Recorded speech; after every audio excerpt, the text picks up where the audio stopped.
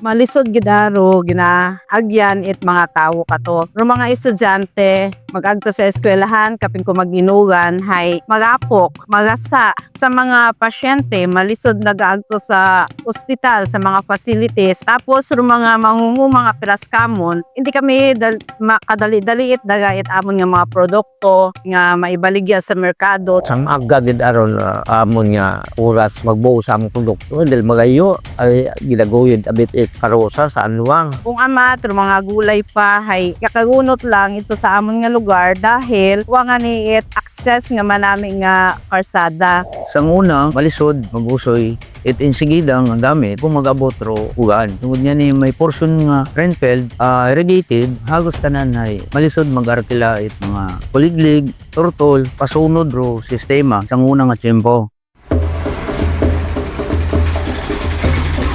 Tag natabuon na obragon ro farm to market road ay intuon mat sa naglesen ro amon nga kabudlay. Ro mga estudyante, ro mga high school, ro college, formal dun sanda dahil wagot na higko. Pwede na sanda mag-dress scale, maka high heel. Makaroon na pandali ka agbukon ko at magasto imbis na maagto sa panamon sa tawo ay kamigot daga sa market ro sa among produkto. Sa western ay lingkad kita kad mga mais, saging, mga palay. Dati nahadlo kami magtanom it mga gulay pero makaron abuhon nga mga tanom nga mga gulay like mga pechay, kabod, mga tagong, sari-sari mga gulay sa bahay kubo nga mga gulay. Dahil may nagabuo nagindi ko kami malugi sa amon nga mga ginastos. Pabahuon ro amon nga kita sir. Makaroon ay sa pagabot itarang mga machinery waon niya ni house it dili automatic kung magugan ay mayamon niya ginagamit nga machinery mas madali mas madasig nga aksyon ron natabo.